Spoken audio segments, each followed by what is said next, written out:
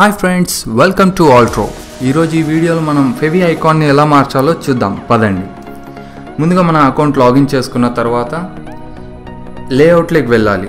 డైరెక్ట్గా లేఅవుట్లోకి వెళ్ళాక మనకు వచ్చేసి ఫ్రీ ఫెవి ఐకాన్స్ గురించి మనకి ఇక్కడ ఈ లింక్ వచ్చేసి మీకు డిస్క్రిప్షన్లో ఇస్తాను. అండ్ ప్రస్తుతానికి వచ్చేసి freefeviicon.com మామూలుగా మీరు డైరెక్ట్ టైప్ చేసుకోవచ్చు కూడా. మనకు వచ్చేసి మనం ఇక్కడ ఫ్రీ లోగోస్ మనం తయారు చేసుకోవచ్చు, ఐకాన్స్ తయారు చేసుకోవచ్చు, లేకపోతే ఆల్రెడీ ఉండేటివి కూడా డౌన్లోడ్ చేసుకోవచ్చు. ఇక్కడ చూడండి, అబ్స్ట్రాక్ట్, యానిమల్, బిజినెస్ ఎక్సెట్రా దానికి సంబంధించిన ఫెవి ఐకాన్స్ కూడా ఉంది. ప్రస్తుతం నేను ఫుడ్ ఫెవి ఐకాన్స్లోకి తీసుకుంటాను.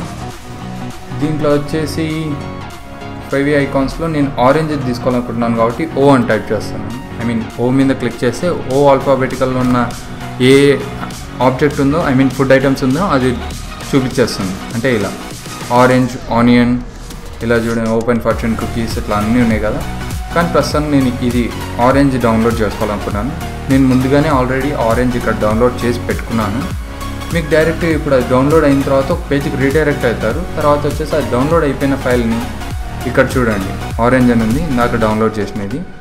ఇలా కంప్రెస్డ్ ఫైల్ వచ్చినప్పుడు మనం డైరెక్ట్ ఎక్స్ట్రాక్ట్ ఇయర్ అని ఉంది కదా, ఇది క్లిక్ చేసేయండి. ఆటోమేటిక్గా ఫైల్స్ అన్నీ ఇక్కడనే ఎక్స్ట్రాక్ట్ అయిపోతాయి. చూడండి, ఇదంతా ఫైల్స్ మనకి ఆరెంజ్ PNG ఫైల్స్ అండి ఇవి. ఓకే, ఇప్పుడు మనం వెళ్ళి ఏం చేయాలంటే ఇది క్లోజ్ చేసేద్దాం. అంటే ఫెవి ఐకాన్స్ అంటే మామూలుగా ఇప్పుడు మనకి ఇక్కడ చూడండి, మామూలుగా ఇది బేసిక్గా నేను క్రియేట్ చేసిన బ్లాగ్, మీకు ఫస్ట్ చూపించడం కొరకు ఎలా క్రియేట్ చేసుకోవాలనేది. కానీ ఇది నా మెయిన్ బ్లాగ్. దీంట్లో వచ్చేసి మామూలుగా learnerc.blogspot.comలో ఇక్కడ ఇది వచ్చేసి బ్లాగర్దండి లోగో. ఇది మనం ఓన్గా, అంటే మనం ఇందాక ఫ్రీ ఫెవి ఐకాన్స్ చూసాం కదా, అలానే ఇది.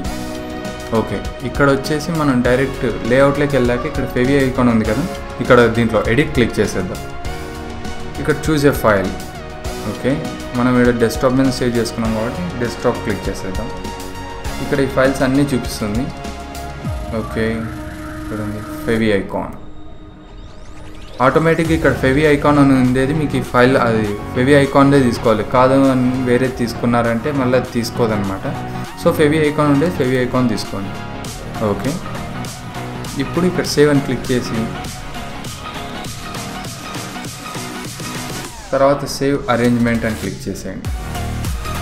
ఓకే, సారీ, రీలోడ్ చేయమని. ఇప్పుడు మనం బ్లాగ్ని చూసేద్దాం. ఓకే, ఇది రావడానికి కొంచెం టైం పట్టవచ్చు కొంతమందికి తొందరనే వచ్చేస్తుందండి మామూలుగా. ఓకే, పేజ్ రిఫ్రెష్ చేసి మళ్ళీ ఒకసారి వ్యూ బ్లాగ్ క్లిక్ చేసేద్దాం.